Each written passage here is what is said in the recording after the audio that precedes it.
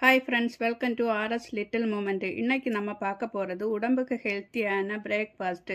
பச்சை பயிறு, முருங்கைக்கீரை தோசை, அது கூட இஞ்சி சட்னி. பார்ப்போம் வாங்க. ஃபஸ்ட்டு தோசைக்கு மாவு ரெடி பண்ணலாம். 1 கப்பு பச்சை பயிறு, 1/4 கப்பு பச்சரிசி எடுப்போம் வாங்க. இப்போ ஒரு பாத்திரம் எடுத்து அதில் பச்சை பயிரையும் பச்சரிசியும் கொஞ்சம் தண்ணி ஊற்றி நல்லா முழுகிறது வரைக்கும் ஒரு 3 4 ஹவர் வரைக்கும் நல்லா ஊற வச்சு எடுக்கலாம். இப்போ ஒரு மிக்ஸி ஜாரில் ஊற வச்ச பச்சரிசியும் பச்சை பயிரும் போட்டு வச்சுருக்கு. அதில் 2 பச்சை மிளகு, ஒரு துண்டு இஞ்சி, கொஞ்சம் தேவைக்கேற்ற உப்பு. இப்போ பச்சை பயிறு தோசைக்கான மாவு ரெடி ஆயிடுச்சு.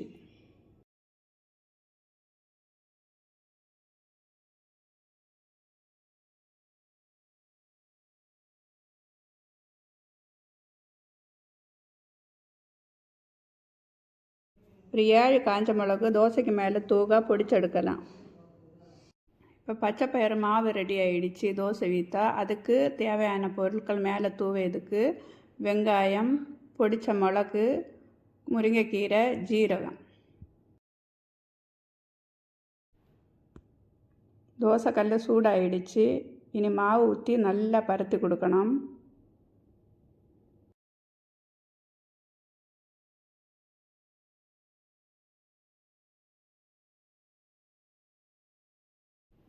இப்போது தோசைக்கு மேலே எல்லா சைட்லேயும் ஜீரகத்தை போட்டு கொடுக்கலாம். அடுத்து பொடித்த காஞ்ச மிளகை எல்லா சைட்லேயும் வாரது மாதிரி தூவி கொடுங்க.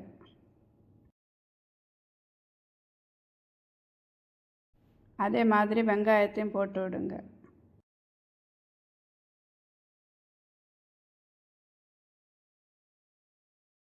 லாஸ்ட்டில் முருங்கைக்கீரை எல்லா இடமும் பாரது மாதிரி முருங்கைக்கீரையை போட்டு விடுங்க.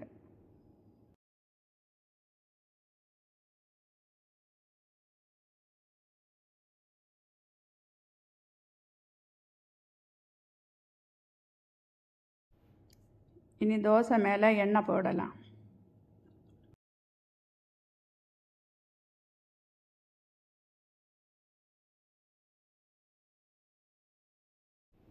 இனி ஒரு 5 நிமிஷம் மூடி போட்டு வேக வைக்கலாம். தோசை வெந்துச்சான்னு பார்ப்போம். இனியும் கொஞ்சம் வேகணும். கொஞ்சம் நேரம் கூட வெயிட் பண்ணலாம். இப்போ தோசை நல்லா மொறுன்னு வெந்துடுச்சு. கீரையை நல்லா வெந்துடுச்சு. இனி இதை எடுத்து ஒரு பிளேட்டில் எடுத்து மாற்றி வைப்போம்.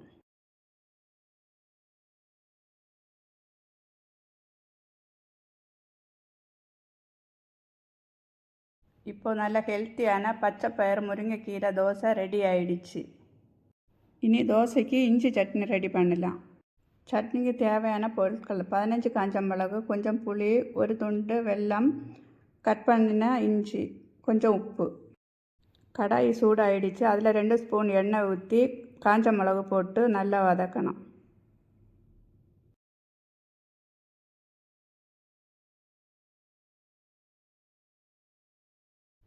அடுத்து நறுக்கி வச்சா இஞ்சி ஆட் பண்ணலாம்.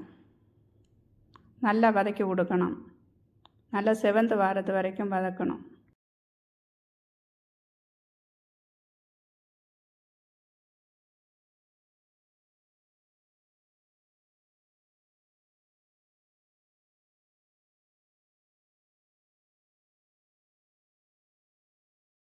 இப்போ புளி ஆட் பண்ணலாம்.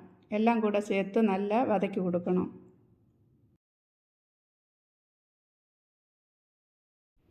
இப்போ எல்லாம் சேர்ந்து நல்லா வதங்கி ஆயிடுச்சு. இனி ஸ்டவ் ஆஃப் பண்ணலாம்.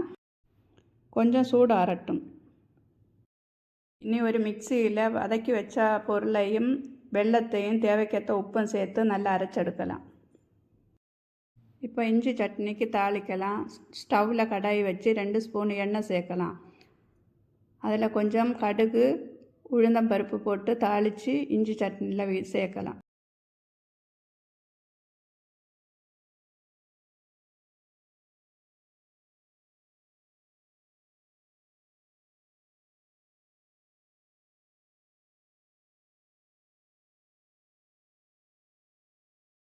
தோசைக்கான இஞ்சி சட்னி ரெடி ஆயிடுச்சு.